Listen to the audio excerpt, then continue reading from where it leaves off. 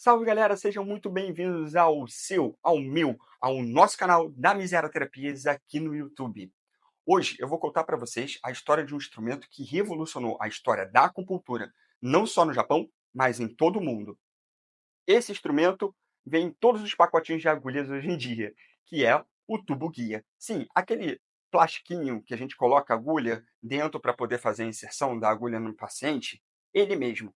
No Japão, ele é conhecido como kanshin, ou, em algumas literaturas, de shinkan. Esse instrumento ele é muito importante na trajetória da acupuntura. E ele surge no Japão. Exatamente, pessoal. É no Japão que isso tudo acontece. E eu vou te contar, nesse vídeo aqui de hoje, o porquê que ele é tão importante, qual foi a sua contribuição para a acupuntura de maneira global e quem foi o seu inventor.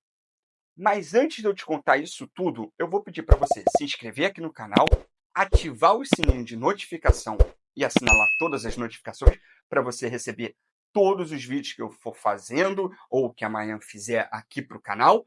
E também deixe aqui o seu comentário dizendo que tipo de vídeo você gostaria de ver.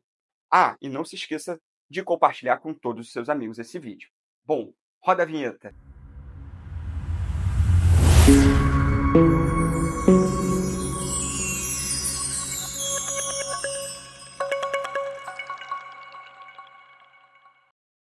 Então, galera, antes de eu contar para vocês a funcionalidade do Shinkan ou do Kanshin, eu tenho que te contar a história do criador dele.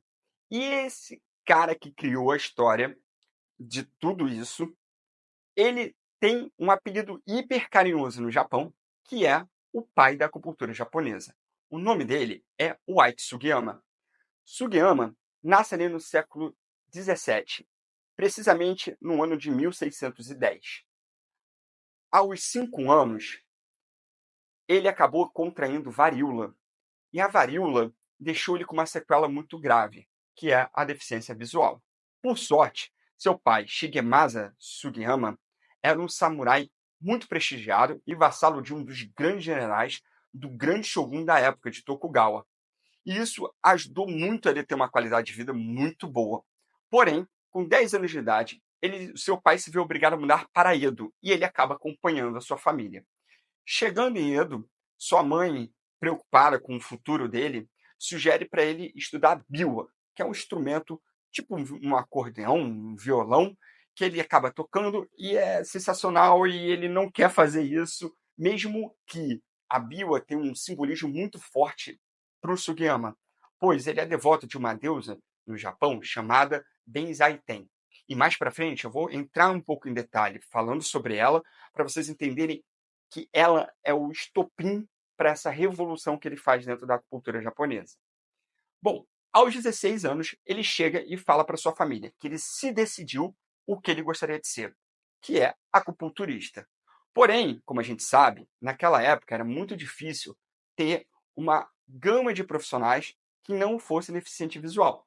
E em Edo só tinham 3 profissionais que trabalhavam com acupuntura e eram deficiente visual, que é o Josen Iwafune, o Jokan Imakawa e o Takeuchi Yamase. Esse último, ele era dono de uma das maiores escolas dentro de Edo, chamada Escola Yamase. E é importante a gente entender que ele ajuda muito Sugiyama no processo de aprendizado. E quando o Sugiyama conseguiu completar 17 anos de idade, seu pai, nesse mesmo período, por ter um status grande de samurai, consegue ali uma ótima oportunidade para Sugiyama dentro da escola de Yamase, que é se tornar o pupilo direto do Yamase. Yamase acaba fazendo com que Sugiyama, nos 3 primeiros anos de aprendizado, desenvolva a técnica de AMA, que é uma técnica de massoterapia da acupuntura e também de massoterapia japonesa. Por que eu falo da acupuntura? Porque o AMA ele facilita muito na localização de pontos, no entendimento do canal por palpação e no diagnóstico palpatório. E também facilita na parte de localização anatômica. Isso mesmo. O AMA, então, ele é muito funcional para os acupunturistas no Japão. Todos os acupunturistas no Japão até hoje aprendem AMA? Sim. para justamente eles conseguirem desenvolver a sensibilidade tátil, que é extremamente importante dentro da acupuntura japonesa. Fugindo um pouco e voltando um pouco para a nossa história, aos 20 anos de idade, depois dele passar 3 anos estudando no Amar, se tornar um dos grandes massoterapeutas ali dentro de Edo, Sugiyama começa a aprender acupuntura. Só que, naquela época, tinha muita limitação em termos de conhecimento. Pensa comigo, ele era deficiente visual, então ele precisava de alguém lendo para ele os textos clássicos e os textos de acupuntura que tinham, que eram muito reduzidos. Porque, como a gente sabe, quem traz muito dessas informações para a gente, lá no Japão, eram os monges, em suas peregrinações para a China e Coreia. E isso acaba faltando muita informação, porque o principal trajeto do monge para ir naquela época, tanto para a Coreia quanto para a China, era para aprender o budismo. Não muito para aprender as práticas de cura, mas com o tempo isso vai evoluindo, alguns médicos vão acompanhando os monges para poder justamente fazer esse intercâmbio em termos de aprendizado da medicina oriental. E Sugiyama, ele era um rapaz com espírito muito gentil, e ele não se identificava em usar as técnicas de agulhamento com mão livre, que eram muito fortes e provocavam o famoso Dei-chi, né, que é a chegada de energia ali, que no Japão a gente chama de Hibiki. E essas técnicas eram tão fortes, os agulhamentos, né, que ele acabava por desmaiar os pacientes muitas das vezes, e os pacientes que já estavam muito debilitados, por conta também da negligência médica, em termos de falta de conhecimento, ele acabava por levar a óbito os pacientes, em muitos casos. Então, Sugiyama se viu numa grande dicotomia da vida dele. E, nesse mesmo tempo, ele não estava se acostumando ali com esse tipo de prática de tratamento pela acupuntura de maneira muito agressiva, muito forte. E o que ele fez? Ele teve a seguinte ideia, pessoal. Ele virou e falou que não queria mais aprender acupuntura daquela maneira ali. E a Masi ficou furioso porque ele não estava se desenvolvendo bem, porque ele estava tentando fazer uma inserção muito sutil, uma coisa muito leve, que não ia dar resultado. E a Masi ficou tão chateada com ele que falou: Cara, não quero mais você aqui, vai embora. E ele foi embora, e frustrado com isso, e perto também de uma data muito importante na ilha de Enoshima, Sugiyama entra num pensamento, numa reflexão profunda do que ele queria para a vida dele. E nesse pensamento, ele vira e pensa assim: cara, ou vou me tornar um tocador de biwa e vou morrer com isso, ou eu vou virar um acupunturista que vou causar muitos problemas também para a vida das pessoas. E aí, nessa percepção que ele tem, ele vira e fala: pô, vou fazer o ritual conhecido como Okomori, para a deusa Benzaiten, que é a deusa da sabedoria, do conhecimento, artes de cura, e ela é a representação de uma deusa indiana, que é a deusa suprema na Índia, chamada Sarawasti, né? Ela é esposa de Brahma, que é um deus supremo para os indianos. E aí ele acaba fazendo o seguinte: não, eu vou lá na ilha de Enoshima, vou fazer esse ritual. Só que esse ritual, ele é um ritual extremamente exaustivo, porque a pessoa ela tem duas opções de fazer esse ritual: ou em cavernas dentro da ilha com uma profundidade de quase 150 metros, ou nas cavernas um pouco mais próximas à superfície, que só tem 50 metros de profundidade. E eles entram nessas cavernas, ficam sentados ali somente com água, não comem nada, fazem um jejum durante muitos dias, a ponto de perder sua vida para conseguir alcançar um contato com a deusa. E isso acontecia muito, tá? Não só Sugiyama ia lá para isso, teve outras pessoas que foram participar desse ritual. E Sugiyama passa dos 10 dias, que é considerado os 10 dias da morte. Porque muitas vezes a pessoa passa ali 10 dias meditando sem comida e acaba falecendo. Sugiyama passou de 14 dias.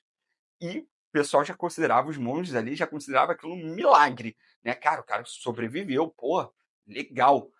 E no 14º dia, conta-se uma das lendas que a própria deusa Benzaiten apareceu para ele e mostrou a confecção de um tubo-guia para fazer o colocar da agulha e assim inserir no paciente.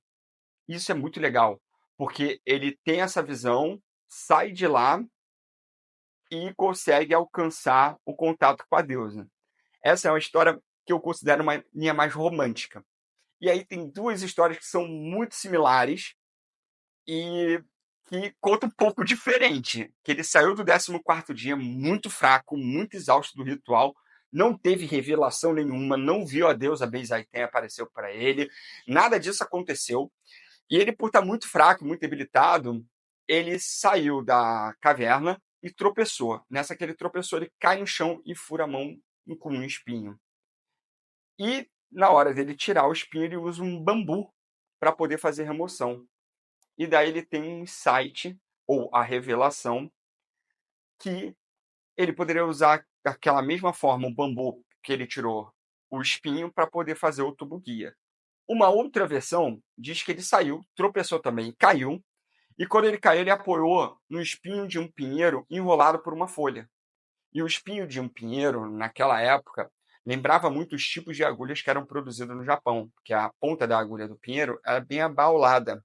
Ela não era uma ponta fina, como de uma espada ou uma faca. Ela era uma ponta mais abaulada, né? Redondinha, assim, bonitinha. E ele virou e falou, cara, eu vou desenvolver aqui um mandril. E pronto, ele desenvolveu ali o tubo-guia e saiu de lá e foi contar para o Yamase. Ele voltou para o mestre dele, Yamase, já sei como eu posso fazer a inserção de agulha. E Yamase, ainda muito chateado com ele, virou e falou, não, a ideia é legal, mas eu conheço um médico em Kyoto chamado Toyoaki Irie, que ele já trabalha com uma técnica usando um tubo-guia de bambu, que era conhecido como Zudan Gake. E eu quero que você vá para lá estudar com ele. E ele foi estudar com Irie e, por sorte, ele teve acesso a dois textos muito importantes, que é o Somon, que é o Suen, né, do primeiro livro ali do Imperador Amarelo, que é a questão básica em português, e o Nangyo, que é o clássico da dificuldade, ou Nanjing em chinês. E quando ele começa a estudar esses livros, ele começa a evoluir mais as suas técnicas e entender mais a maior parte das falhas dos terapeutas, por uma questão de interpretação, né?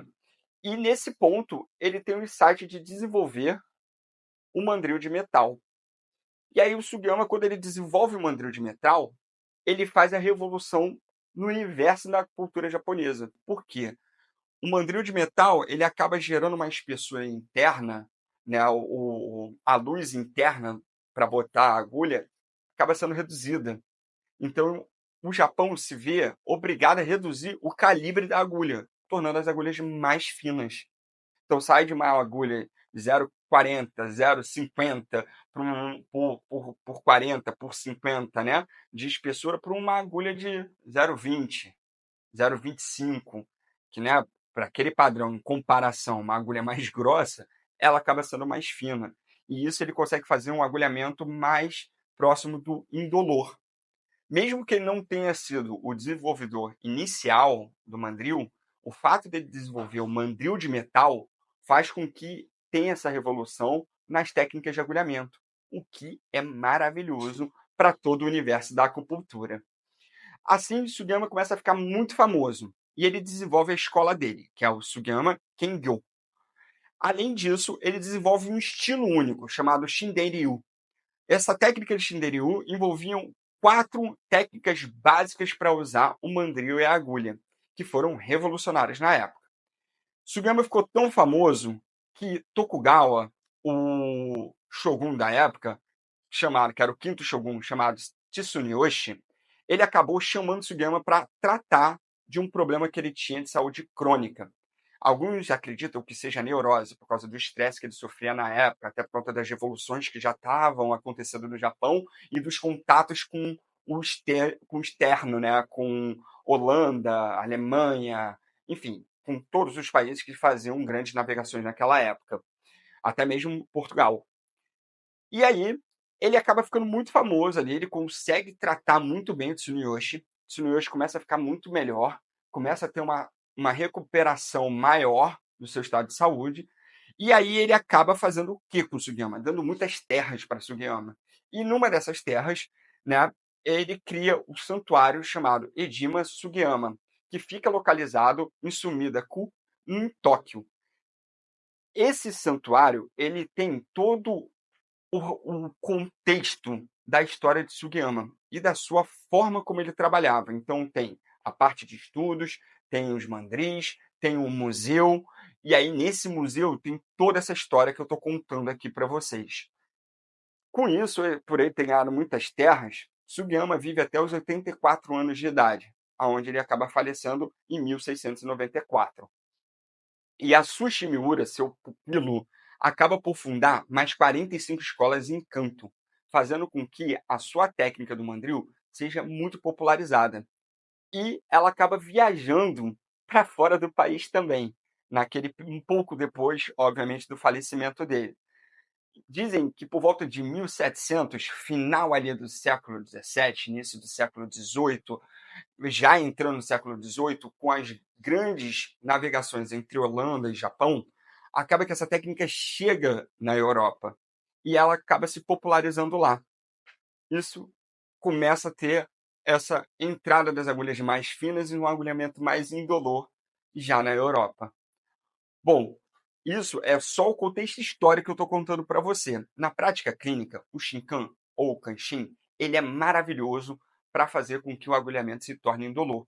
E isso faz com que nós, terapeutas, não provoquemos um estímulo tão forte nos pacientes e também faça com que os pacientes tenham maior adesão pelo tratamento da acupuntura, facilitando assim diversas vezes um tratamento com pessoas muito debilitadas e também com pessoas que estão com dificuldade em aceitar aqui no Ocidente o tratamento com agulha, até por conta do medo e por conta do terrorismo que é feito, e até mesmo por conta dos traumas de vacina, entre outras formas aí de trabalho, como costureira que se fura, né? Enfim, e acaba a gente tendo um pouco de pânico e rejeição à agulha.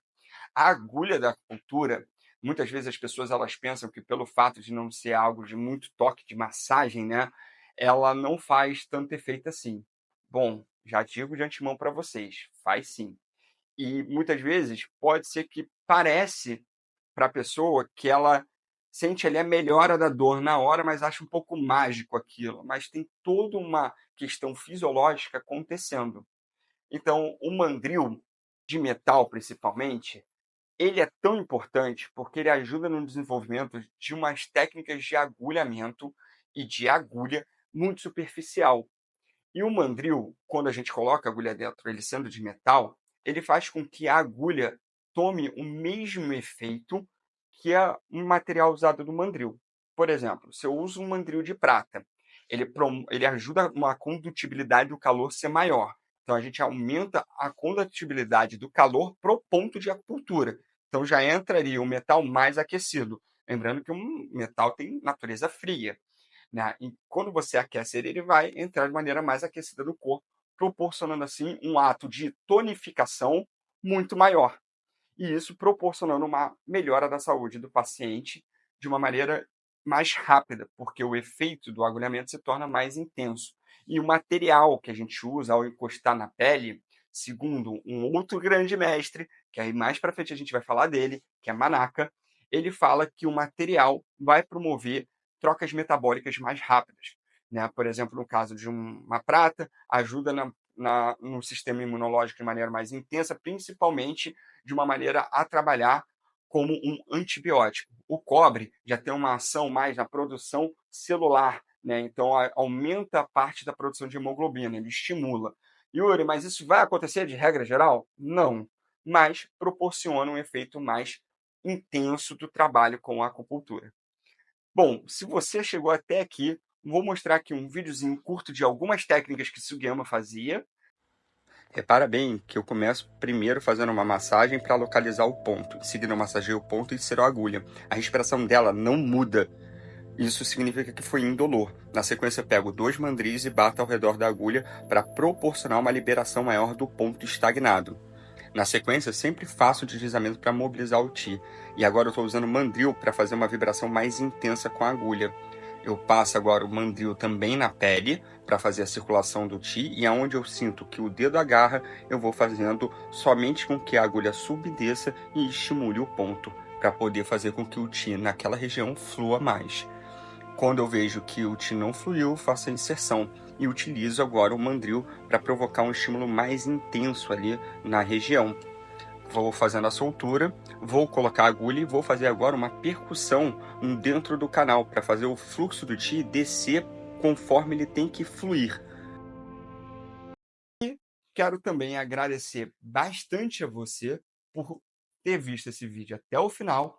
Espero que você goste dele. Comente o que você achou. Não se esqueça de compartilhar, curta o canal, se inscreva nele, ative os sininhos novamente. Vou pedir isso para vocês me ajudarem, sim, para a gente fazer esse canal ficar mais forte, eu trazer conteúdos de qualidade sempre para vocês, com o máximo de informação possível. Qualquer coisa, estamos à disposição. Coraçãozinhos coreanos para vocês. Muito obrigado.